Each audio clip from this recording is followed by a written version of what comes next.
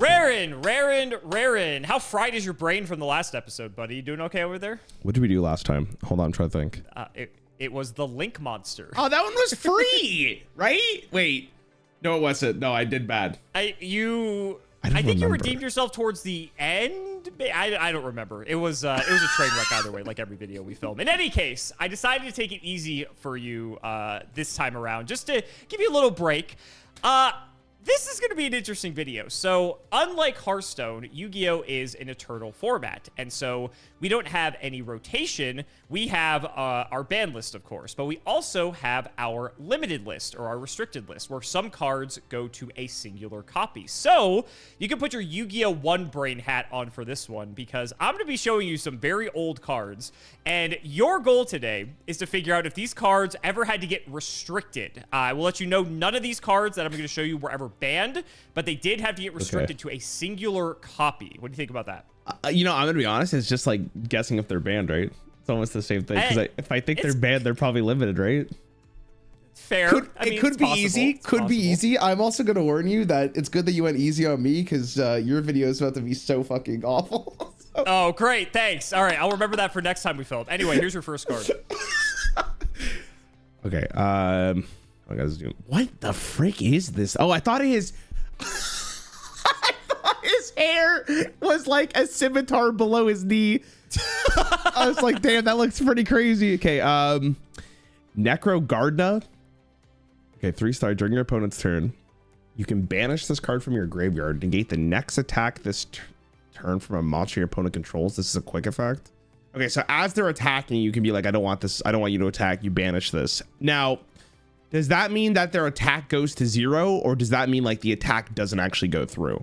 The attack does not go through at all. So like if they go to attack and you banish the Necro Gardener, the attack just like fizzles out, and that was like their attack for the turn. So they can't like attack again with the same creature. Is that really good? I don't know. Is it? You said this was going to be so easy. So, you know, I thought, you know, I'd start off with I an didn't easy say one for easy. you. I said it's similar to guessing if a card's banned. Hold on. Whoa. I mean, if you think Necro Gardener is ban worthy, that's a whole nother discussion. No, I don't think it's ban worthy at all. I'm actually trying to think about why they would. Well, I told you none of these cards got banned, so you know that's the case. Fair. No, you're right. I'm more thinking about like, usually when we're doing these ban videos, I try to think about like why the card would be banned. Limited is obviously slightly different because it's not as egregious as a ban Still card. playable. Yep. Yeah, but it's weird because it's like, why would they limit this? The only real reason for this maybe is that you get 3. It's easy to add to your graveyard, and then you're like delaying the game by 3 turns. And you've shown me cards that are like, after a certain amount of turns, the game just ends. But is this really gonna be that bad that they have to limit it? Is it unfun? You tell us. You tell us. How would this be in Hearthstone? Wait, there was a card that was like, it's weird because you don't really have a graveyard though, so I'm not sure how this would translate directly. Yeah, I'm trying to think about how they would do this. It would almost just have to, it would have to be like a death rattle where it's like the death rattle, the next attack your opponent does like doesn't go through or something. I don't know. It would also just be super trash, to be honest. Like this would not be playable because Hearthstone. This card could be awful. This card could be awful. Yeah, I'm kind of going with that. I'm just trying to think of like an early Yu-Gi-Oh! Would they ever limit it because of just how unfun it would be? Like okay. there is an argument for that. Like they probably wanted you to like smack your blue eyes white dragons and stuff. And this card's just here with his scimitar weapon behind his knee. I'm gonna go not limited. I'm gonna go not limited. I don't know. I don't see it. If it is what it is. I don't know. I know how much you love starting off strong in a video, so you'll be happy to know that you are incorrect. Oh, this nice. card was in fact limited. So for some context here, the best deck around the time that this card was initially printed was a mill deck of sorts. So it was a bit of a casino deck, and it could easily fill up the grave by each of the cards basically has an effect that like at the end of your turn, you would mill X number of cards. So you're kind of playing this game where if the game goes long enough, you kind of mill yourself out and you just lose. But that was sort of like the trade-off. And so there's some high rolls in this deck for sure. And Necro Gardener was a key part of some of these decks just because it was not a monster you necessarily wanted to draw, but it was something you wanted to mill. And it was good because then if you did mill it, it did protect you from your opponent attacking you, which then meant that you had like initiative on the next turn to either like tribute summon or go for like a big push. It also helped you not die, which is important as well. So much so, this card was actually annoying enough that it did get limited. It's obviously it's at 3 now because it's very bad nowadays, but It's interesting because like you would not think this card's very good. In old Yu-Gi-Oh, Necro Gardener is actually like quite strong. It is impressive how good this card is in old Yu-Gi-Oh, which you wouldn't guess knowing Yu-Gi-Oh, which is, I thought this would be a good way to start off. So you're not on the board. Congratulations. To be so much fair, for your easy video. Yeah, I'm sorry. So you gotta relax. To be fair, I actually had all the pieces there to tell you why it was good. I just didn't think it was. You picked wrong, so yeah, it doesn't matter. Anyway, next card. Okay. So rude today. Wave motion. Also, can we just go through, by the way, of how you set that up? I like how I know you like being right from the very start, but you're wrong. Like, are you insane here?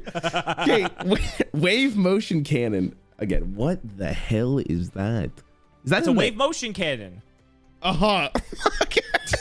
During your main phase. On the card. Oh, thanks. During your main phase, you can send this card to the graveyard to inflict 1,000 damage to your opponent for each of your standby phases that have passed since this card was activated. Oh, okay. So it's like a continuous spell card. Okay. It is a continuous spell. Yeah. So each standby phase, it's weird. You don't put counters on it. You just kind of have to like count. Remember? So during your standby phase, it basically like ticks up to like the number 1, if you will, and you have to track that. And so then eventually, whenever you want, you can just send it to the graveyard to just dome your opponent for a ton of damage. In the world you open with this, 4 standby phases go, because it doesn't activate on your first standby phase. So correct. 4 turns go by, you have 4,000 damage. That's quite, like in a Yu-Gi-Oh game, I think that's quite, it's probably what, late game at this point, maybe? I don't know how fast the game's going in early stages. It's old Yu-Gi-Oh, so like the games, if you're playing the right deck, like you can force the games to go long. Remember, old Yu-Gi-Oh is a lot like Hearthstone in a lot of ways, where it's like so very minion focused, and there's a lot of like you can definitely make the games go longer in old Yu-Gi-Oh for sure. Let me think of it. In Hearthstone, if I have no way to interact with this, which I know in Yu-Gi-Oh you do, but in Hearthstone circumstances, I play this card in 8 turns, I do 30 damage to my opponent. Would that be balanced in old Hearthstone? That'd be broken in older Hearthstone. Okay. Okay. Depending on what class you gave that to, I think that would be a win. That would be one of the strongest wins. You gave that to Warrior, like the game would just be cemented around that. Okay. Keep in mind you can play 3 of this, assuming it's not limited. So the only reason I'm saying that though is because in Hearthstone, I don't think unless you had Counterspell activated like right from the very beginning, you would be able to deal with this. Like you would sit on the board and then you would just patiently watch it like you just be like, oh, I guess I'm dead in 7 turns. Sure. And we have that effect now in Hearthstone, but it's not just like play a spell. It's like your whole deck gets discarded and you have to build towards it a lot more. This is like, oh, I just play this, depending on the mana cost, of course. If I could play this on turn 1, yeah, it'd be super unfun to play against. In Yu-Gi-Oh, because I can interact with it, it's kind of this weird game of like, do I activate it now to get value from it, or am I just going to hold it there and hope my opponent doesn't deal with it and then I can actually kill them? Yu-Gi-Oh also is a game where each card you put into your deck is worse, or each card that doesn't do anything is a lot worse because draw is not as apparent as it is in Hearthstone. This card seems really fucking bad if you don't get it like really early on, unless you're just, because you can only have 1 of these on the board, right? Can you have 2? Does it say you can't? Well, I just wasn't sure about the mechanic. I wasn't sure about the mechanics of continuous spells. I guess not. Yeah, no, you could, as long as it doesn't say like you can only control 1 wave motion cannon. Yeah, you have 3 of these if you want. Is there a card in this game that says whenever you deal damage, do twice as much? There are cards in the game that can increase the amount of damage you inflict when you inflict damage to your opponent. None of them, I believe, double. But for instance, I guess I'll show you this card to give you some context. I'm just thinking of like breakpoints here, because if there's a card that says double, then it goes from 8 standby phases to 4, which is like extremely good. Well, so give this card a read. This is like, there are effects like this in the game. Dark Room of Nightmare. Each time your opponent takes damage from a card effect, except from this, inflict 300 damage to your opponent. Right. So like this like gives it so that if you dome them, you're going to do an extra 300, but only like 1 time. But there are effects like similar to this. Nothing that doubles, but there are effects that are like this. Okay, so I'm going to just say that it's probably not relevant enough to worry about it for this card. Okay. I don't see it. I don't see it. Okay. I think this is like in Yu-Gi-Oh, like let me say this out loud in case I want to. Okay. In Yu-Gi-Oh, if I don't have this like in the first turn, I feel like this is too weak, and if I top deck this card, I don't feel good about it. I'd rather have a better win condition than this. And you've shown me better win conditions in older Yu-Gi-Oh. Okay. So I don't Final think answer. yeah, final answer. So Wave Motion Cannon is a part of old school burn strategies, as a matter of fact. You would see these all the time, either at the middle school playground lunch table or in competitive Yu-Gi-Oh events. Wave Motion Cannon is one of the best burn cards just because it can actually, like, theoretically just kill your opponent from 8,000. There's, like, no other burn card that can technically do that, but you have to wait several turns to actually get there, of course. These burn decks also play other ways to, like, burn the opponent down. So, like, yes, if you don't draw Wave Motion Cannon, it's, like, obviously not ideal, but you have other ways to, like, start, like, to put a clock on them that if you do draw Wave Motion Cannon, now maybe they're at 4,000 life points, so you only have to wait 4 turns when you draw it as opposed to, like, 8 if you're going to go, like, the distance, right? But you are correct, Rarin. This card was never limited. It was actually a staple in, like, the burn decks, though. So it was very good for those decks. There were plenty of stacks slash... floodgate type effects to prevent your opponent from killing you that these burn decks would implore, and that way you just draw the game out as long as possible, and then hopefully your burn stuff just kills them. So that's that was the strategy with these decks, but never had to hit the Wave Motion Cannon. Never had to hit it, but still this is a very iconic card for a lot of people. A lot of people have lost to this card and get very pissed off. Okay, no, that makes sense though. Yep. And slower games that could do a lot. Okay, no, I get you. Yeah, for sure. All right, here's the next one. Holy man, these are. This is you, CGB, and I. Oh, okay. Which one am I? Which one are you? What are you feeling? I don't fucking know. Holy shit. Are these real things in the Yu-Gi-Oh universe? I guess they are. Wow. They are. They are the Ojamas. What is an Ojama? What you're looking at. I don't know how to explain it any better. That's what they are. All right. Ojama Trio. Special summon 3 Ojama tokens with, beast type light, level 2 attack, 0 defense 100 or 1,000, so they can't attack. To your opponent's field in defense position. Cannot be tributed for a tribute summon. Each time one is destroyed, its controller takes 300 damage. Is this like nonsense where you just flood their board with this shit and then maybe? Because like this is, I think, objectively not a great card. But if you could stop your opponent from playing anything, then obviously it gets a lot better because then they have... in old Yu-Gi-Oh, the only like summoning mechanics you have are like tribute summoning, which you can't tribute the Ojama tokens, and then like fusion summoning, which you couldn't really do because the Ojama tokens kind of just like aren't material for anything. So you know, like flooding their board in old Yu-Gi-Oh is actually not terrible. I mean, I feel like it's better than not terrible though. Like, there's only 5 zones in Yu-Gi-Oh, so keep that in mind. Even if you negate, because like most people will probably not be running a card to deal with this. Okay, wait, hold on. Have you shown me a card that destroys all monsters on the board? You have. I have. Yep, that does exist. Yeah, but I'm trying to think of my opponent like playing that card because they need to clear their spaces. You know what? I think that's justified. I think it's justified. Even if you get 3 spaces, it's so impactful. It really limits to what your opponent can. This is actually probably a really seems bad at first glance, but the more you think about it, it's probably pretty great. Okay. I need to ban in Hearthstone. If I got to Hearthstone, it's interesting because depending on the class you go against, there's buffs. You have ways to mitigate. You can actually use the bodies sometimes in Hearthstone, especially and Yu-Gi-Oh. It's so much worse if you can't tribute them. How do you deal? Like, there's no way for you to just sacrifice these things, right? They have to die by combat. The only trade-off is that as the player who plays this card, I won't be able to do damage until these die. But there's probably ways you probably play this because you don't care. Like you're talking about a mill deck. If I'm stopping my opponent from playing the game and stop progressing their board, like it's already doing its job. So like a way you could remove these cards is, or these tokens rather, is you could turn them to attack position. And if your opponent has an attack position monster, you can crash into them and take a lot of damage. Because, like, let's say they have a monster with 2,000 attack, right? You're going to take 2,000 damage each time you crash one of these into that monster. You can get rid of the tokens, but you're going to take a shit ton of damage doing so. So, like, that is a way to clear them yourself. That's if your opponent gives you an attack position monster to ram into. So that's something else you have to consider. I think, okay, this card seems very good. Now the only question is a trap card. So if this is a trap card, there's actually a lot of questions to interact with this. If they need, like, I don't know, they need to, you can only play this on your opponent's turn, right? No, you can do it on your turn as well. As long as you, just not the turn you set it. I was gonna say, like, if they need to summon like 3 monsters and then you play this during that interaction, You like, can, yeah. So if you, in that instance, if your opponent is like trying to summon and let's say they only have 3 zones available, if you Ojama Trio them, like in response, like on the stack or like the chain or whatever they're trying to summon just like doesn't come out because now their board is flooded with Ojama monsters, so they can't summon anything. what an interesting card. I didn't think you were going to be that into this one. That's interesting. Okay. This one again is like this weird mini game inside the game. Like there's a lot of like, this card's very nuanced. Like it's very interesting to see how it interacts in the game. I think it's actually, I think it's a very good card.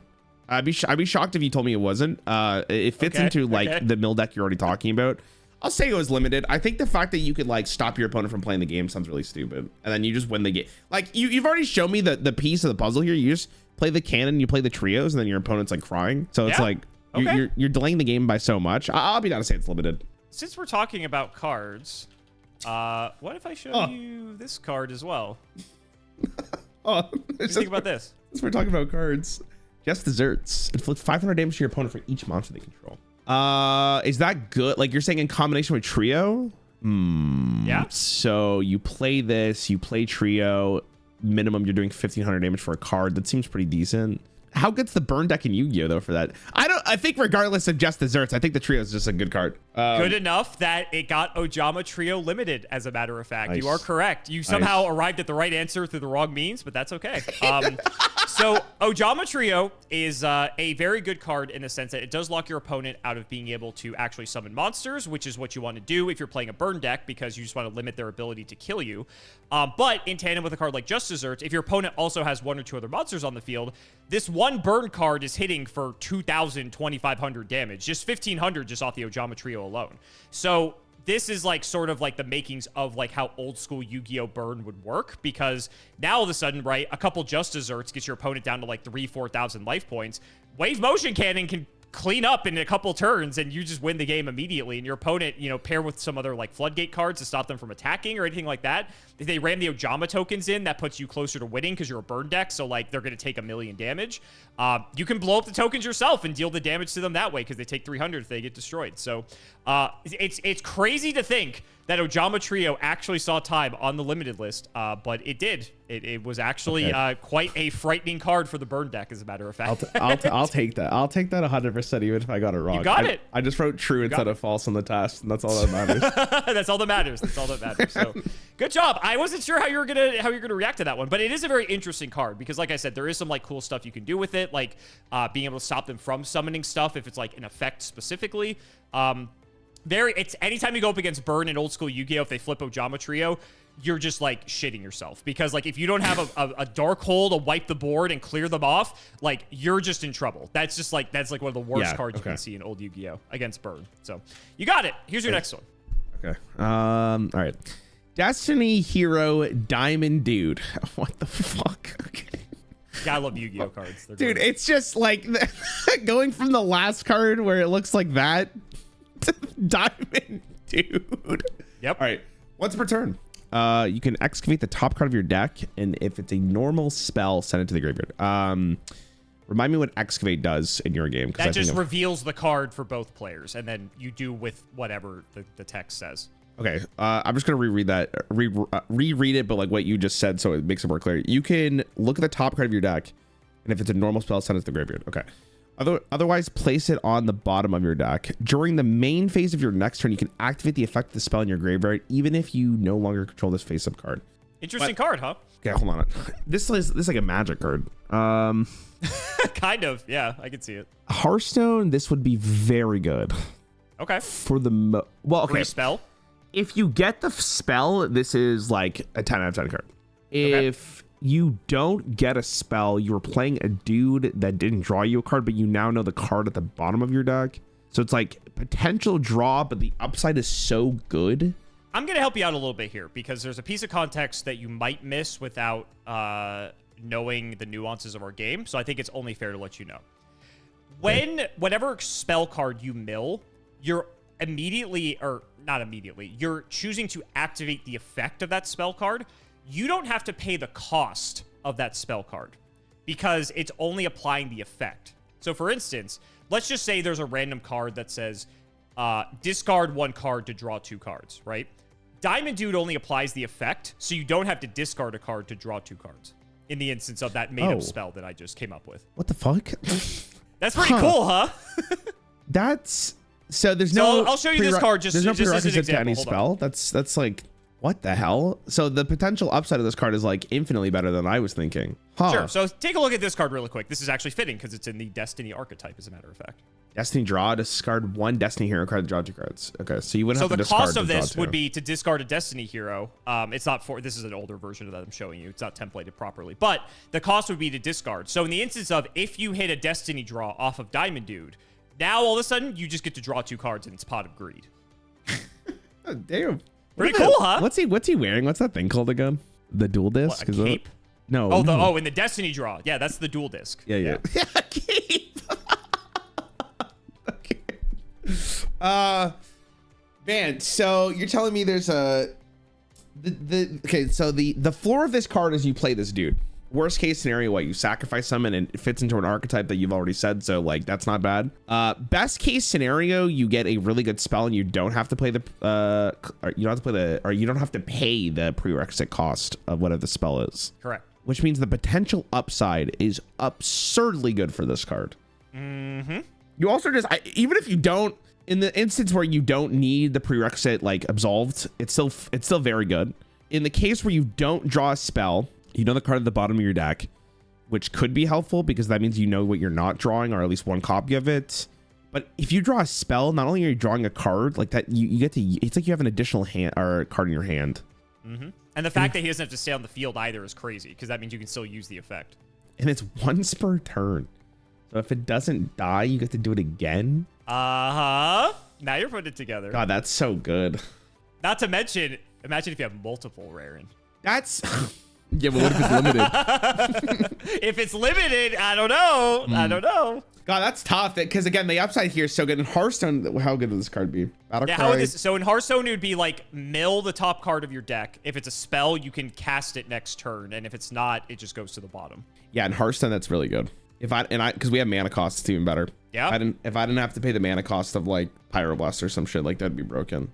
You might just put this in for that, like, depending on the mana cost of this. Like, I'm gonna go with like what 3-4 mana here. So in this is an old card. This is an old card. Yeah, this is like 2005. I want to say. Okay, in 2005. Maybe 2006. Maybe 2006. If this interacted the exact same way as it does in Hearthstone, it'd be like broken again. Like one of the best cards in Classic. Okay. It's not even close. Yeah. I think this card's ceiling is too high, so I could see them limiting it. Final so answer. I'll go with that. I'm ready for that. So, it's not. Diamond Dude was crazy. Actually inspired an entire deck around it called Diamond Dude Turbo. The entire premise of this deck was you play 3 copies of Diamond Dude, and you play as many spell cards as possible to basically just have the highest probability to just hit off Diamond Dude. And it's cards you would want to play anyway, right? Like, Destiny Draw is a great card because he is a Destiny hero. So, like, in the instance where you have multiple Diamond Dude and you can't summon another one, you can just pitch it for Destiny Draw and draw 2 cards if it's in your hand, right? So, there's other synergies there. There's other ways to tutor Diamond Dude. And so, like, the entire deck centralized around just, like, going to the casino and hitting all these spells and just overwhelming your opponent because they can't keep up with all the advantage that Diamond Dude generates. But he was never banned, Rarin. He was never limited. Excuse me. He was never limited. He was a fine card. He was just they pretty much what they did was they kind of went after like the power spells specifically, just to sort of like limit how good he was. Diamond 2 Turbo was never like, it was very good. Don't get me wrong, but there was other like egregious stuff going on at the same time that was like arguably worse. But a very fun deck. Like, this is like in terms of like a casino style deck, it's very fun when you hit with Diamond Dude. It always feels so good. This is not playable currently, right? There's no way? Absolutely not. No way. Okay. No way. Okay. Yeah. Pretty much, I don't want to say all these cards. Most of these cards I'm showing you are not playable today. Okay. Just because they're way too slow. But back in the day, the amount of it, if Diamond Dude stuck around for like multiple turns, it got so out of hand. Because like, if you hit a Destiny draw, you draw 2 cards. Like, there's so many just powerful spells in Yu-Gi-Oh! Not to mention the fact you get to forego the cost on them as well, which is like, we have costs in our game. Crazy, right? Like, the fact you basically just got to replicate Pot of Greed by hitting a Destiny draw is nuts. Like, it was good. So good back in the day. Yeah. And his stat line was like also not terrible. It wasn't the best, but like there was worse stat lines. Like, even if this card had 0 attack and defense, you would still play this card. It was a really cool deck. It was a lot of fun. And a lot of people have like very fond memories of Diamond Dude Turbo. Cool card. All right. God damn it. Sorry, I thought you were gonna get that one, but that seemed very Hearthstone-y to me, so I thought that'd be a fun one. No, anyway. I think that's like a really good card. I'm shocked that they didn't go for the engine rather than like the big payoffs, because usually that's. Speaking of other good spell cards, here's one for you. Okay. Allure of Darkness. Draw 2 cards, then banish 1 dark monster from your hand, or if you do not have any in your hand, send your entire hand to the graveyard. Okay, so how would that interact with what's his face, the dude? Like, do you not have to discard? Dude? Do you not have to discard your hand if you don't have a dark monster, or like do you still have to go through that? You would still have to discard your hand because that's all part of the effect on Allure of Darkness. Okay, so because there is no cost. Okay, yeah, I get you. It's like yeah, there's no cost on this card. Correct. Draw 2 cards. Well, we know that's very good. If you have 1 monster, you're going up 1 card, but you're going 2 cards deeper into your deck. It's a 2 for 2. Yeah, this is dark monsters. In Hearthstone, this card probably sucks. I don't even know how this would interact. It'd be like if you have like a Murloc in your hand, draw 2 cards. It'd be like draw 2 cards, and if you have a Murloc or some typed card, you have to like get rid of that. Otherwise, you lose your whole hand. Contextually, in Classic, which I'm assuming this is another older card. This is old. Yep, this is like 2008-ish. I want to say that card would be phenomenal. Depending on what the tribe. In old Hearthstone. Like if it was like a Lure of Beasts and it said the exact same text and it said if you have a beast, discard it. Like I think you'd be okay with that. That's a good card. Because Classic again, like right now we have so much draw. In Classic the draw wasn't great. Like you're running a 2-mana 1/1 draw card for like some decks just because you needed the extra card draw. In this case, like that's actually really depending, of course, what tribe you pick. Like if you picked, I don't even know what other tribe, like demons, maybe it might not be good enough. If you show me any dark monsters here that want to be discarded. Well, it banishes, so it exiles. It doesn't discard, which is a big difference. Do you have to banish a dark monster? You do. Yeah, then banish 1 dark monster. I was going to say, like, maybe you just unless you want to send your whole hand to the graveyard, like, that could be an option, you know? I wouldn't advise it, but... Is that an option, though, if you wanted to do that? Like, you have to discard something. You have to banish a dark if you have it. You don't get the choice to, like, just dump your whole hand. See, you say that, but I wonder if you just put this in your deck to just discard your whole hand, so you put it into your graveyard. Like, you don't even care about the dark thing. You just draw 2 extra cards and put all to the graveyard. Like, that's actually an interesting thought. Maybe there's an archetype that you want to discard them all and they get effects. Maybe. How bait is that? But again, I like to show you stuff in a vacuum. So you don't have to. You can infer, but. So in a vacuum, this is like, hey, you have a dark deck. Would you like to go like 1 card for 1 card? I mean, sure. That sounds fine. It's not pot of greed, but it's fine. No way you're playing it for that. There's no way. Like drawing is nice, but you've shown me better cards than this to draw, like in that were not pot of greed. So I have. Send your entire. How desperate are we, Rarin? That's the question. I guess in a dark deck, you're happy. Is there any dark monsters that want to be in the graveyard? You mean banished? No, I mean legitimately like in the graveyard, like because like I showed you Necro Gardener. Like Necro Gardener wants to be in the graveyard. Oh, the dark one. There's like a wait. Okay, would you say like 33% of the monsters in this game are dark? I wouldn't say that much, but I will say dark is probably like it's probably the first or second like most supported attribute if I had to guess. Okay, so you have a critical mass to make this work is what I'm basically asking. Like yes, there's plenty of dark monsters in the game. Yes, like you're not like short on good dark monsters to play. I'll give you that. Limit? Like I don't know why they would limit this though. Like, no, I'm not going limited. There's no way. Like it doesn't seem like you're breaking a system here. At least I can't tell. Final answer? Yeah, final answer. Allure of Darkness was crazy back in the day because our card draw was so limited. Not to mention during the time, Dark was the best supported attribute and was just like the best thing you could be doing. This might shock you. This card would go for like $50 to $60 a copy, as a matter of fact. That's how much people wanted to just cycle, 2 for 2, right? So much so, it got limited. This card actually, in fact, did limit. Funny enough, Allure of Darkness still sees play. I think in the Asian territories, this card is actually limited again, as a matter of fact. Allure of Darkness goes in like waves where it's at 3, it gets limited. They put it back to 3, and then they release a broken dark deck that they have to like re-limit Allure. Just because it's like, there's no other draw card. Also, it's not once per turn. That's another thing, is that you can like allure into allure into allure. And now there are even cards that when you exile them, they get like effects when they get banished. So yeah, Allure of Darkness has only gotten like better over time, arguably. And very strong card that they had to limit it. I think it's at 3 though in the current TCG format. But Yeah, but a very crazy card, if you can believe that. It's like looking at this as like a Hearthstone player, you're like, I can't believe this was like a $50 card. But yeah, Allure of Darkness was people paid a premium to draw cards.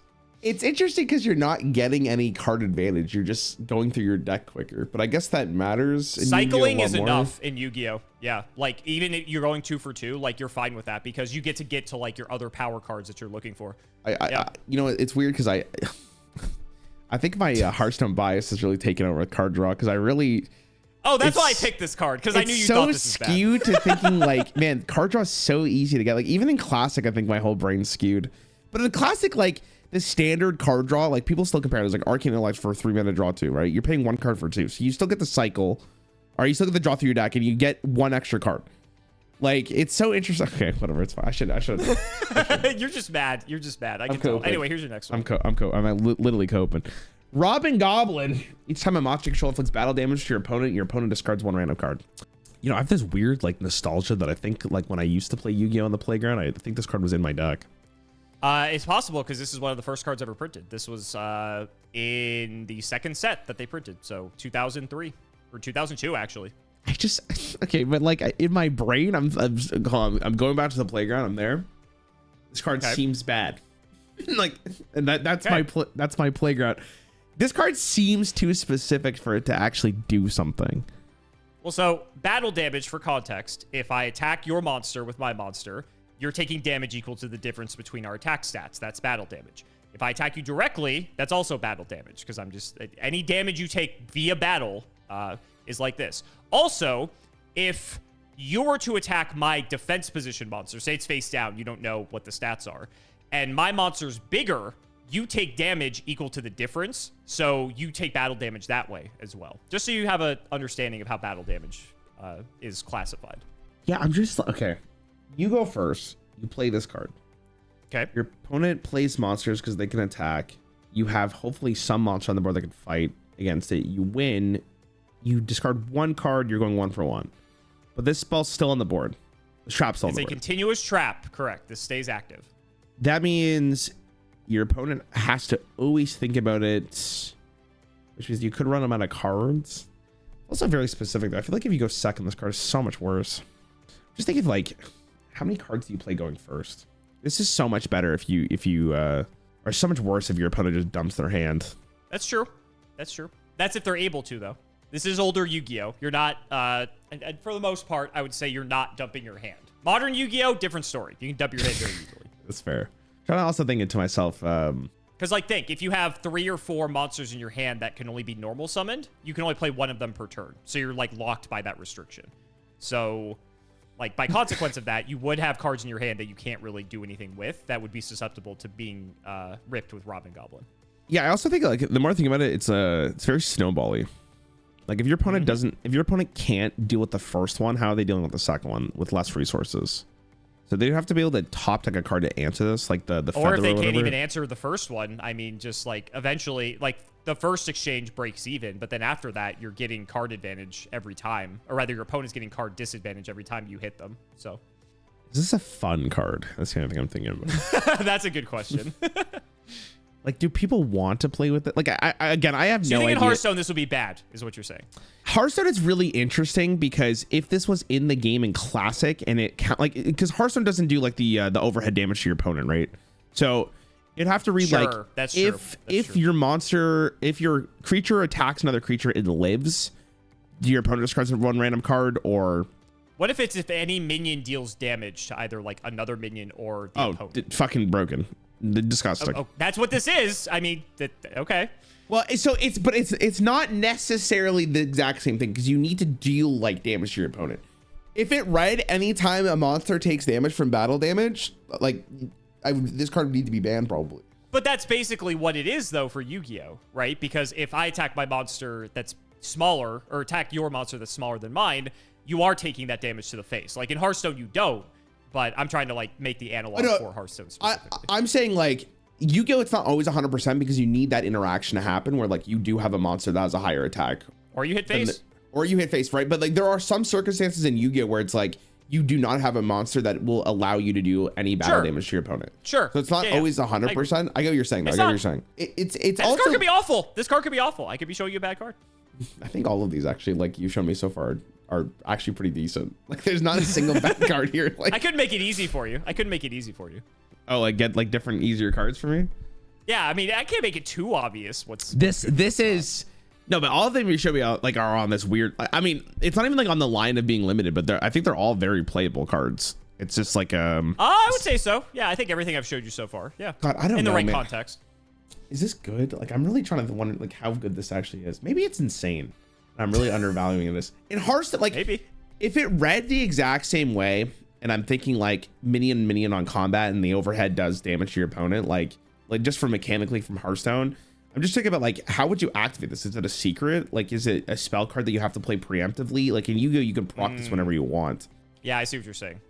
Maybe it would be like let's say it's a location. It's such a weird card. Like a location that like it triggers like each time like you do damage. We've talked about this part. You know in Modern Warfare 2 where kill streaks used to feed into other kill streaks. I don't know if they still do that on Call of Duty. I haven't played in a while, but I don't know. If you got the first kill streak, like it's so likely you're gonna get the next kill streak. Yeah, like the Predator missile feeds into the Harrier. Yeah, and this is how I'm reading this card. Like if you got the first kill streak, like you're probably the game's like you're getting the AC 130. Like you're killing it. Okay. If you don't get the first kill streak, like this card's still on the board, and I guess they have to think about it. So it doesn't really have any downside other than you're just putting a card you're putting this card in your deck. So you're technically -1. But sure. I don't think that's bad if you can activate it at least one time, because at least you're going even, and they didn't actually get value from the card. At least you will get value from this card if you activate it once. So like it's just a good card. I think limited wise, like I think maybe Konami would be like, I don't want you to be this snowbally, because this is just very, very sad. Like people hate getting their cards milled, and you showed me cards that are looking at my opponent's hand and like picking one and they get rid of it. This is almost the same thing, but it's random. It's random. Yeah. Okay, I'll say limited. I'll say limited. Okay. I can Final answer? Final answer. Nope. This card's fine. God damn it. This is like a very old school card. Like you would see it like on the playground and stuff. It's like you said, if it snowballs, it gets really out of hand. But if you have no way to like take advantage of this card is basically a -1 that does absolutely nothing for you. So with that being the case, like there have been instances where this card goes completely nuts and like it'll win you the game. Maybe you could have won the game without it, right? Hand destruction was like a thing that people tried to do back in the day because there were other cards that would like hit cards out of your opponent's hand. So you'd obviously play Robin Goblin to like double that essentially. But no, just like again, playground days, like card was crazy, but it's weird because like how much we value like our cards in this game that this card like wasn't better in my eyes, but it's more of like a win more type of card. I feel like where it's like it's really good if you can do it, but if not, this card literally may as well just be it does nothing. It's not even a monster, right? So you can't even like defend with it. So yeah, I think it's a very snowbally card that some people are sadistic enough to play sometimes. Sadistic. Here's your next one. Okay. Oh God. Sky Scourge Norlaris. Yeah. Okay. Yeah. This card cannot be normal summoned or set. This card cannot be special summoned except by removing from play 1 light fairy type monster and 3 dark fiend type monsters in your graveyard. Pay 1,000 life points to send all cards on the field and in both players' hand to the graveyard, then you draw 1 card. Okay, so the last line of text is disgusting, so hold on. How do you get this on the board again? This card cannot be special summoned except by removing 1 play from play 1 so light from your fairy graveyard, type you would monster. exile a light fairy and 3 dark fiend monsters to summon this. Isn't that just disgusting? Yep. And your last line of text, does this stay on field? It does not, right? I'm just trying to make sure. This kills itself as well. Correct. Okay, because I was gonna be like, I didn't see once per turn, so I think I'm fine paying 7,000 life points for 7 cards. My opponent has nothing, so that would be insane. Yeah, I can't do that. Okay, so you board wipe them, you put a lot of cards in your graveyard, and their you hand. also draw, and you draw 1 card. That's really interesting too. Oh my God, this also is very easy to like, because from what you showed me, mill seems to be pretty common. So, like, this is a good instance of like the what I was trying to go with like a lure, right? Like maybe you just, this is like a good way of doing it. You put all these monsters in your graveyard, like maybe you top deck into this and then it goes crazy. Like maybe that's good enough. I don't think that's really what you want to do. Doesn't seem very unlikely that you wouldn't be able to put this on board. And it doesn't use your normal summon, which is kind of nice. But I'm not sure you really care about that because you're going to send your whole hand to the graveyard anyways. But then like you get all these activations from graveyard if you build your deck in a specific way, which I'm sure you are if you're going to play for this. I'm really trying to think of like why it would be limited though. Because I think like if you're going through all these steps, you're wiping your own board and you draw a card. But you're also like this comes the question of like, is this good for the game?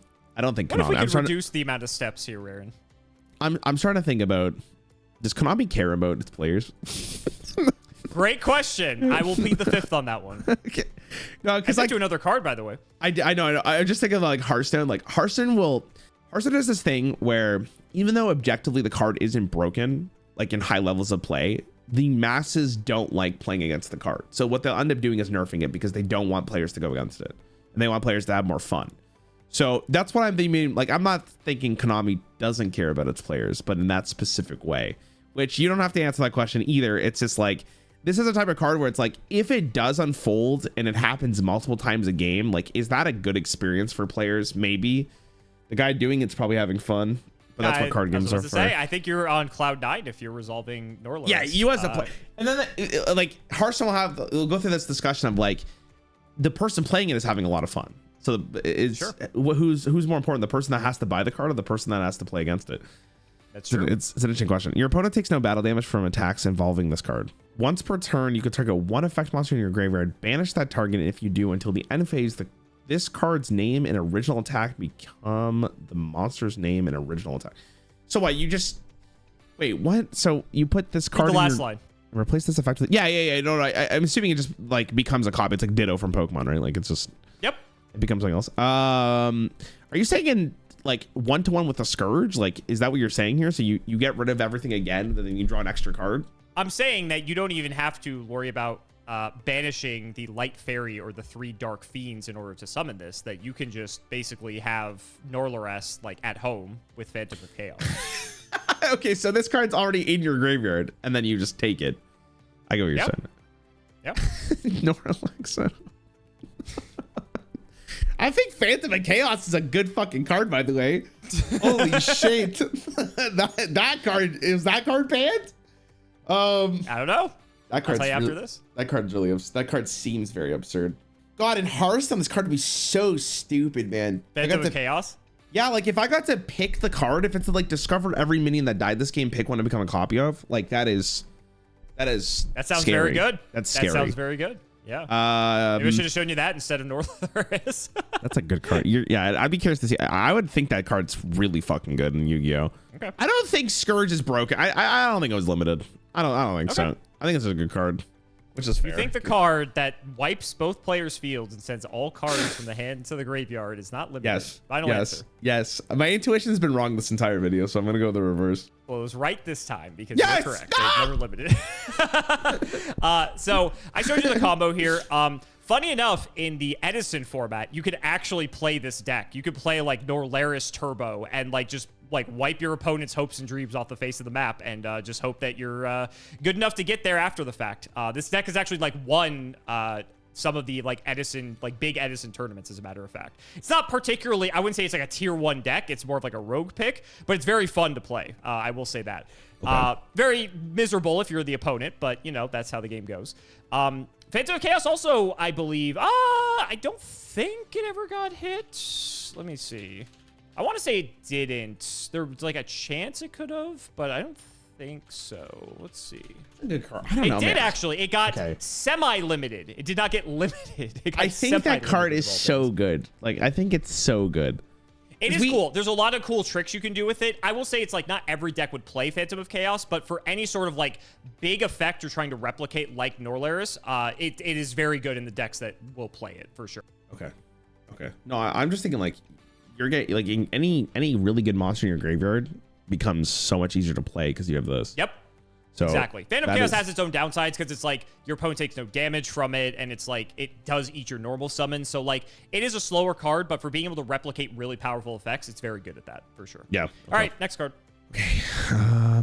Mage Power. The equipped monster gains 500 attack and defense for each spell/trap card you control. Is this when the card is played, or is this like an ongoing effect? So this is like an enchantment in Magic the Gathering. We call this an equip spell. So like you play it, it equips to a monster, and it's permanent until either the monster's removed, which would kill both the monster and the equip spell, or they could just remove the equip spell itself. No, sorry. I meant like, is the buff dynamic or is it static? Like, is the buff given? Oh, it's dynamic. So if you play Mage Power and set 4 cards in your back row, the monster gains 2,500 attack.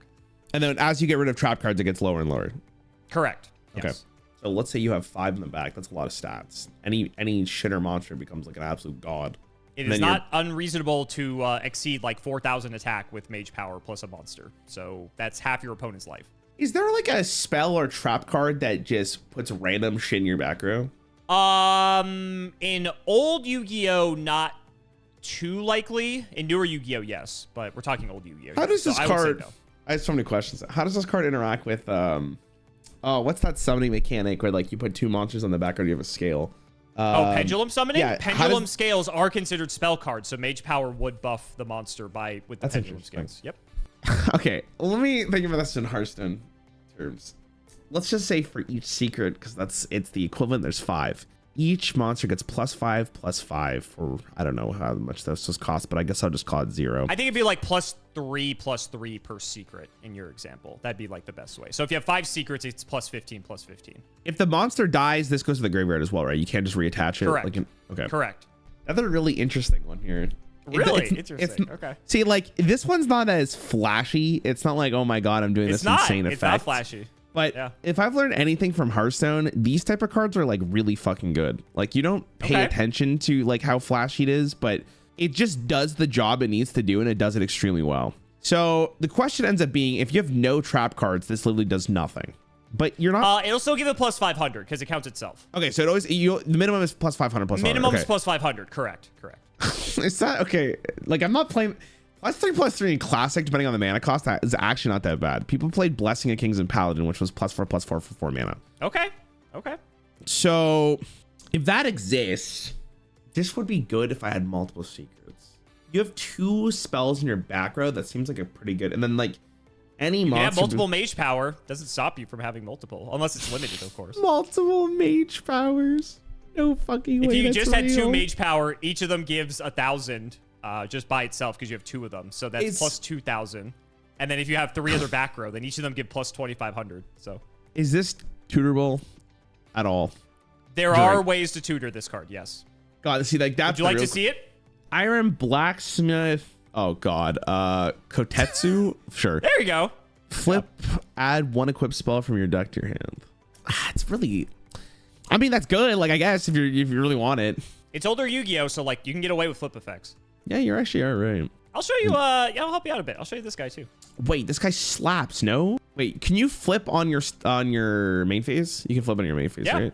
Correct. Arm Samurai Benkai. For each equip card equipped to this card, it gains 1 additional attack during each battle phase. Holy fuck, they have Wind Fury. Oh my god. It's more than that, because if you have multiple equip spells, he gets multiple attacks. So if you have 2 equip spells on him, he can attack 3 times. There's no fucking way this is real. There's no way. Like, am I baiting you? It's actually an interesting one, because Hearthstone, there's a card in Hearthstone that was 6 mana 5/5, and it gave adjacent minions Wind Fury. That card was so good. Like, it was so good. Because, like, any minion immediately just does double damage if they have it, which is like basically how you read with, well, not necessarily just double damage, but like way more damage with Mage Power. And like, that's a card that you could set and just have ready, like, whenever you need it. Yep. Or I guess you could just play from hand the turn you're just going to smack into your opponent. If they have nothing, like, it's such it's like a really, again, the downside's like nothing. You're playing 1 card just to probably win monster battles, but monster battles, or am I getting mixed up with Magic here? Because I remember CGB was telling me creatures sucked in early days of Magic. In old Yu-Gi-Oh, creature combat's very important. Fuck it. Limited. Good card. This is all, I mean, they're all good. I'll go limited. Yeah, I can see it. So I did show you the pieces of Benkei OTK. This was an actual deck. where people would try to just put a bunch of equip spells on Benkei and just try to just slap their opponent just to kill them, because with a Mage Power, there's a few other good equip spells that give a lot of damage. There's one that if your life is lower than your opponent's, it doubles the attack of the monster, so that's cool. A lot of fun stuff you could equip onto Benkei to give him a lot of attacks in one single turn. And that was a deck. That was a deck that people played. Mage Power was obviously part of that deck. Mage Power was limited, if you can believe it.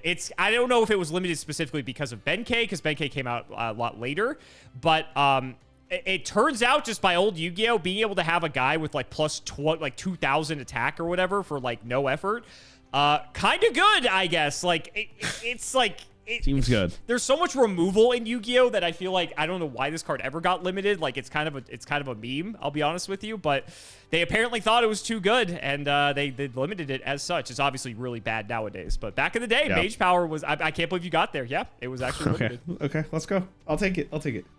No, I legitimately think in like Hearthstone terms, this might be like another really broken card. I think the fact that like any monster becomes just very good is probably for the best that they limited this. Yeah, there's another equivalent. I think I showed you. It's United We Stand. It's the same effect, except it's 800 attack, and it's for each minion you control. They actually banned that card for like one format, which is insane to me. Like it's an equip spell of all things, but you could give something like 4,000 attack with it, which is kind of crazy. So I guess like maybe by old Yu-Gi-Oh standards, it's slightly justified. All right, only a few left. Here you go. The Transmigration Prophecy. Target 2 cards in the graveyards. So both players' graveyards. Shuffle those targets into the decks. Either or. Huh. Okay. Oh no. See, this is another one where it's like, God, this has so many applications. It's just how good is this? Okay, walk us through it. What applications? If you need to use a card, if I put Pot of Greed in my deck and I have a chance to draw it again, I'd be happy to put it back in my deck. Okay. Sure. So like that's a good example. Removal spells, specifically depending on the context of the game, to add it back to your deck and potentially draw it is great. Especially if they're restricted. I'm sure. Yeah. I mean, yeah, especially if you need one, like a specific one that you only have one copy of. I think the fact that you could also, if you use a card's graveyard effect and it activates when it's sent to the graveyard and you need to put it back in your deck, that's good. There's moments where this card's probably not great, but also like you could just put some real shitters back into your opponent's deck too, which is like another really good use case, because you're maybe denying them like a good draw. Like, and Hearthstone has showcased that to me. We have cards in the game. There's a card called Bad Luck Albatross, which shuffles 2 1/1s into your opponent's deck, and that card doesn't seem very strong. The death rattle is really annoying. Like if you draw that 1/1, it's like you didn't draw a card that turn. And you can also disrupt your opponent. For instance, like if they try to go Phantom of Chaos to copy Norlorus, you can shuffle the Norlorus back into their deck. The Phantom of Chaos no longer has a copy. Thought you'd like that.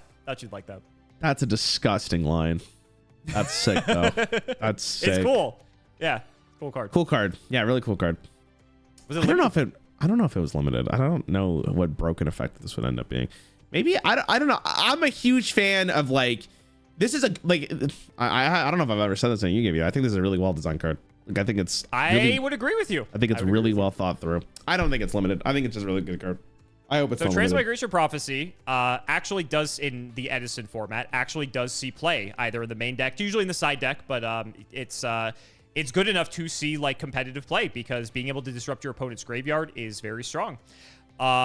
So much so, this card was actually limited. I think the reason they did limit this card is because theoretically you have an infinite loop with 2 copies, because you could just shuffle another Transmigration Prophecy back into your deck, so you never theoretically deck out. I think that's why they limited it, which is something no one ever did with this card. I'll be straight up honest with you. But it could theoretically give you like an infinite deck, so I think that's why they limited it for as long as they did, because it wasn't just like one format; it was for a while. Come the cards on, at 3 man. now. That's so stupid. It's very dumb. But very, like you said, very well designed card. A lot of people like Transmigration Prophecy. The art's really sick. Just good effect. Like it's just a great card. Man, I'm shocked. Okay. It is funny. I thought that was a good one for you. All right, only a few left. All right, Vanity's Fiend. Okay, you can normal summon this. Cannot be special summon. Neither player can special summon monsters. Oh, you have to tribute summon this. Correct. He is a 6-star. Neither player can special summon monsters. God, if this is on board and your opponent really gives a fuck about special summoning monsters, like that is probably just winning you the game. Yeah. How much is that to just get on board? If it has to be tribute summon it, you have to have a monster. and then you sacrifice one and you play this. So it's not like a huge thing to jump through. And an older Yu-Gi-Oh! That seems fine. Why would this be limited, bro? Like, you just remove this thing and say XD. Like, what do you mean? Like, no way this is limited. Okay. Why are you laughing? No reason. Why is this like really that? No, I'm not fun for the shit. I don't think it's limited. I think it's fine. If you get this on board, like maybe I'm just not. No, yeah, final answer. It's not limited. People want this card banned because this card is mega oppressive. You have to think about this in the context of modern Yu-Gi-Oh, where yes, we have removal, but you know, if you're looking at a hand of a bunch of things that special summon and you're staring down a Vanity Fiend, you can't access your extra deck, which is, you know, typically where like maybe your Swiss Army knife of removal stuff might be. This card, like you said, will just single-handedly win you the game, and is a card that has been used throughout Yu-Gi-Oh's history, typically in the sideboard when you know you're going first. Your deck typically has a way to just get a guy on the field. You special summon the guy, you tribute for Vanity's Fiend, you look your opponent in the face and be like, fuck you, good luck, and they can't out it over the course of 4 turns, and you just kill them with Vanity's Fiend. But you are correct. This card has never been limited. It hasn't been banned. I think a lot of people really hate this card, but it is kind of the thing where it's like, you better have the out, otherwise you just lose the game. This card is very old, very frustrating. There's been plenty of other effects that are similar, where it says neither player can special summon or only your opponent can't special summon, that have been banned. But for some reason, Vanity's Fiend is still apparently fine, so we would just deal with it in our game. But very beautiful art. As Yu-Gi-Oh has become more modern, this card still sees play, even though you have this card does still see play. Yep, it is very common that like in games 2 and 3, that like you just special a guy, you play Vanity's Fiend, and it's like good fucking luck. Like you better have a way to negate this effect, or just kill him outright. And he's 2400. You can't run him over in battle, so like that's out. He's very annoying, and like many people have lost to just tribute summon Vanity's Fiend pass, and very fun and interactive gameplay. It's crazy. So, but it's interesting how I can understand why someone would be frustrated, but at the end of the day, doesn't it just come down to the person just thought about what the deck the person was going to bring, and therefore this card just destroys it, and then it was a good decision? It's more the fact that special summoning is so ubiquitous, especially in modern Yu-Gi-Oh, that like every deck is special summoning a lot. And this card just locks that out entirely. And like I said, there's other cards that do this exact same thing that are banned, but this one is not banned. So why did they ban other ones? Is tribute something like not slow enough anymore? So the other ones got banned. I can show you one because I think I've actually showed it to you previously. This is actually, it has Vanity's Fiend on the card. This card is... It's just an interesting thought process because like I can understand why someone would be frustrated, but... Give this a read. And needs emptiness. Now they play like special summon monsters. If a card is sent from their deck or the field to your graveyard, destroy this card. So this is a lot easier than Vanity's Fiend because you don't have to tribute summon it out. So basically what people would do is they would do their whole combo, whatever, like get a bunch of guys out on the field, set Vanity's Emptiness, pass the turn, their opponent starts the turn, they flip Vanity's Emptiness, now they can't play the game. They can't special summon. You could argue like, okay, if you have removal to get rid of it, but Vanity's Fiend's the exact same thing. It's just like the only difference is that Vanity's Fiend's just like a guy, where Vanity's Emptiness, you can have a whole board of stuff and back it up with Vanity's Emptiness. There's even cards that protect Vanity's Emptiness and Vanity's Fiend so that they like might not be able to be destroyed or targeted by effects or different things like that. Some stun decks, like literally, like it's like Vanity's Fiend Turbo, where you're trying to just like tribute Vanity's Fiend and hope your opponent can't out it. And that's like, some of those decks have like been rogue strategies at big tournaments that do really well, which is crazy to think that that's the case. So it's funny that they ban like Vanity's Emptiness, but like Vanity's Fiend is still fine. I guess the fact it does require a tribute is like a bit more of a hoop to jump through, but not really. Well, okay, this is my question, because I can see why Emptiness would be banned immediately, right? That is, okay. You could do it turn 1. You can set it turn 1, and therefore your opponent's fucked. But Vanity's Fiend, you can turn 1 too. How do you turn 1 it? You special summon any guy, tribute for Vanity's Fiend. Okay, so this, you could, I didn't realize that you could, this doesn't count as like your normal summon as well. That's where I was missing. Well, it is your normal summon, but like that's all you're doing. Right, so, okay, just, maybe I'm not understanding the mechanics here. You play your first monster that you have to sacrifice this. That's your normal summon. That's your special summon. Oh, I get what you're saying. Okay, so you special summon something first and then sacrifice it, and then, okay, that's what I was missing, okay. Okay, now I understand why this card's silly, because I thought like you would have to wait the whole turn, or you would have to wait a whole turn for you to play this. If you could play this turn 1, it's the same thing. Yeah, I agree with you. You play turn 1. Yep, that's what people do. I didn't understand. Yep. I was missing that context. Okay. Well, at least I got it right. You got it right. Yeah, you got it right. I can't fault you for that. All right, 2 left. All right. Magical Stone Excavation. Discard 2 cards, then target 1 spell card in your graveyard, add it to your hand. Discard 2 cards, then target 1 spell card in your graveyard. 3 for 1 for a spell card. But Pot of Greed is +2. So +1. Well, I guess you're right. Why would I want this? I mean, discarding cards is good. You get a card back, specifically one. Hit it off Diamond Dude. It's good. Like, I don't fucking know. What a weird card. Hearthstone is just playable. Discard 2 cards. If I got to pick the cards, it'd be pretty good. You get to pick the cards. Yeah, I'm thinking in Hearthstone, because Hearthstone generally it's like, unless it says like discard the lowest cost card or discard the highest cost card, Sure. like it's completely random, right? So like if this card was completely random in Hearthstone, would it be playable? No, it would never play this card. Oh, Warlock has tap, so it's interesting. Probably not. I was gonna say you guys have a lot of card draw in your game comparatively. Yeah, this one I feel like you really need something specific though. What do you? I guess the question is, what do you want from this? Or are you just playing this because you get to discard a card and then you get a spell card back? Like maybe you just have 2 of these and you just keep cycling them back to get all these cards in your graveyard. But that sounds not great. Why would I want this? This card has like it has the potential to be really fucking good though. The ceiling's high. The floor is like probably on par with every other card here. Like if you're running this for a very specific reason. Like you're not just putting this in your deck casually, be like, oh, this seems like a good card. Like you're not doing that. So again, hit it off Diamond Dude, then it's free. You just get a spell card back to him. Yeah, but it's like, is that what it is? Like, is that really what you're doing it for? There's no way. When I think that far ahead to show you those cards that synergize together, I don't know. I mean, maybe you might bait me there, but I feel like that's. You Maybe. can say the same thing about almost every card. You could about any card. Yeah, you can say it about any card. Yeah, so I don't think that's a reasonable argument. I 3 for 1. You're torn on this one. I'm just thinking 3 for 1. Your graveyard's your second hand. Mm-hmm. So why would I want a spell card? I would spell card play this, grab it again, do it in the same turn. For a card I want to do twice in one turn, that'd be the greatest thing on the planet. There's probably something. I'm not sure what. You want to see something good to pull off Magic Stone? Dimension Fusion. Pay 2,000 life points. Both players special summon as many of their removed from play monsters as possible.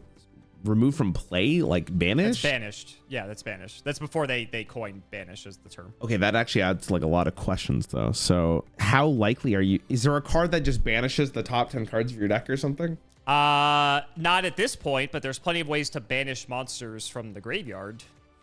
So you discard your hand. When you put monsters in your graveyard, you play you banish them, you Dimension Fusion. You get this card to discard more cards into your graveyard, potentially banish them as well, and play a second Dimension Fusion. And it's like 4 board. Well, as long as Dimension Fusion is not limited, you'd potentially get 6 of these if Magical Stone isn't limited. Yeah, 6. so you could hypothetically you're going 3 for 1 to get like 5 monsters on your board. That sounds pretty good. Yeah. In older Yu-Gi-Oh, depending, of course, but I mean, this is mana cheating like to the extreme in your game, I guess. Yeah, I'd say so. For what it's worth, Dimension Fusion's banned. If that helps your evaluation. I'm gonna say no. I'm gonna say it's not banned. I don't know. I don't see it. Like if it I feel like I wouldn't want to ban the card, or I wouldn't want to limit a card because another spell is broken. I'd rather focus on the card itself. I don't think it's. I don't see the vision though. Magic Stone Excavation is a weird history. This was actually, I believe, a prize card for like winning tournaments at one point, and then they eventually reprinted it, so like it was more accessible to everyone. But I think a lot of people were sort of like in your camp, where like, why would I go 3 for 1 for a spell? But it turns out when the spell is like Dimension Fusion powerful, where you're going to summon 5 guys and kill your opponent, all of a sudden, Magic Stone Excavation looks pretty damn good. So much so that it did in fact get limited to a singular copy, which is crazy to think. They limited a 3 for 1. Yep. I will say though, in defense of this card, there are very few ways to get a spell card back from the graveyard to your hand. There's only like 1 or 2 other cards, I think, at this point that did that, and those were also limited, if not banned, during the time that this card was limited. Okay. So being able to recur a spell, especially one as powerful, say, as Dimension Fusion, was very difficult to do. And so hypothetically, you could play a deck that like mills a ton of cards in your deck to the graveyard. Oh, look, Dimension Fusion's in my graveyard now. I can Magic Stone it back to my hand. So it's like sort of a way to like tutor a card that otherwise wouldn't be tutorable, if that makes sense. So it had a very unique effect in that regard. Yeah, I don't know. I'm a big like fan of not banning the card that does it or gets you to that point, but actually ban the card that is the problem. Which Dimension Fusion was in fact the problem. Shocking. So it's interesting. Anytime you can special summon everything, yeah. That means that they probably thought that the design space is so limited if a card like this exists, or is that 3? which I don't know if they're actually thinking that far ahead. Probably. I will say the Diamond Dew Turbo decks also did play Magic Stone because it was if you hit it, you just get any spell back from your graveyard for free, which is pretty broken. So, See, but like, it's so interesting how that, in my opinion, that's just like a deck building like thought process. Like, yeah, it's a good effect, and if you hit it, you built your deck in that particular way, you should be rewarded for that. Yeah, but it was just too abusable. I think that was the biggest issue with it. But it's at 3 now. No one plays it. It's whatever. All right, last one. We've saved the best for last. Good luck. It's on this. All these cards are on such a weird line. Like okay, it's fine. Light and Darkness Dragon. This card cannot be special summoned. That's a cool looking card, by the way. This card cannot be special summoned. Yeah. Well, this card is face up on the field. Its attribute is also treated as dark.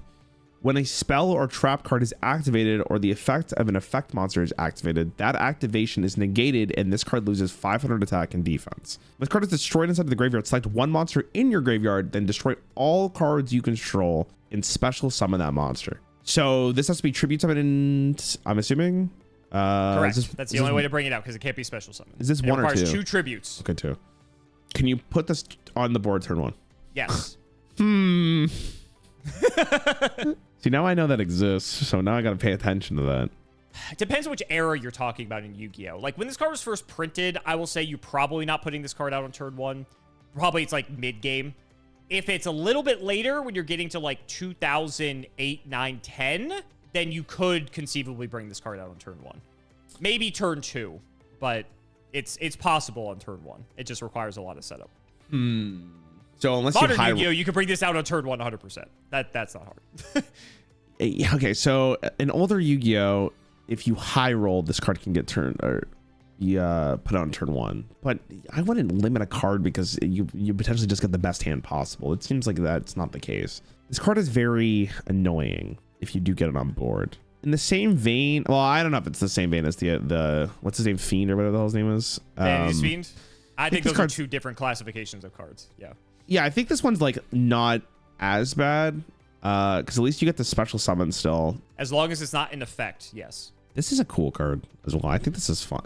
I don't think this is Lad is very cool. Yes, a lot of people like Lad. Lad. I think it's fine. I don't know. This is like annoying to get on the board as well. And I'm sure as it became more and more like accessible in the turn 1, it probably was thought of being limited. Okay. I'll go no. I don't know. I don't know. Seems like a fun just card. a vibe. Just a vibe. It's just a good card. Good cards are allowed to exist, right? Good cards are allowed to exist because we're talking about restrictions, so they can still exist at 1. Okay. Well, Light and Darkness Dragon. Oh, sorry. Did you have it? No, you're your good. Mind? Change your heart? No. Okay, No. sure. You're good. So something that's really interesting about Light and Darkness Dragon that you may have overlooked is the fact that its effect to negate stuff is mandatory. So what that means is you have like no control over like your opponent. So your opponent can throw stuff into this to forcibly get negated by Light and Darkness Dragon to reduce the attack of it, and then they can like attack over it if they get something big enough, right? Because it's losing 500 attack and defense each time. So hypothetically, you only get 4 negates with Light and Darkness Dragon because it after you would do that 4 times, it would be 2,000, which means the defense would be 400. It can't go another 500 down, so you're not able to negate anything else. But being able to negate 4 cards on a singular card is pretty damn good. One downside of Lad, though, is the fact that it negates your cards as well, because it's anytime a spell or trap or effect monster effect is activated. So you are also limited in what you're able to do if a Light and Darkness Dragon is on the field, because of the fact that it would negate your own stuff, which is fine because like you have this giant guy on the field. And then even if they do kill it, you get to bring anything back from your graveyard, which during this time, Reanimation, like Monster Reborn and like Premature Burial and all these cards were like banned. So there wasn't like many ways to like get stuff back from the graveyard. And so Lad was like, I don't want to say unique in that respect, but it was a card that could actually like bring stuff back from the graveyard when there was like very limited ways to do so during this time. Okay. But you are correct, Rarin. Yes. You're ending on a high note. This card was never limited. Can be oppressive, and in the formats it was played, it was very annoying. But never something that like really needed to be limited. It's actually just like a very well-designed card. The fact that you can just throw bad cards into it to force the negates to make the attack lower, and then you can just kill it. And it's like, okay, cool. Not ideal, like it's still kind of oppressive, but it's there's an interesting like mini game that this card sort of brings to the table, and a lot of people like it. The art's really sick. It's just I think it's a well-designed card. Let's go. All right. Oh, actually, Yeah, so you ended on a high note. I think you did okay in this video. I'm looking back and I'm like regretting saying that because I think you actually missed like 2/3 of these, but that's okay. You know, you're learning. You're learning. The limited list is oh my God. very tricky. It's anytime like stuff gets restricted, sometimes we just like scratch our heads as to like, sometimes it makes sense. And like most of the time it's like, why did they limit this? When it's like, it could probably be banned or it could probably go to like 3 copies and be fine. So yeah, the restricted list is very interesting for our game, I will say. It's hard. No, dude, this is hard. It's harder than I do not envy the people who have to make the ban list. I will say that.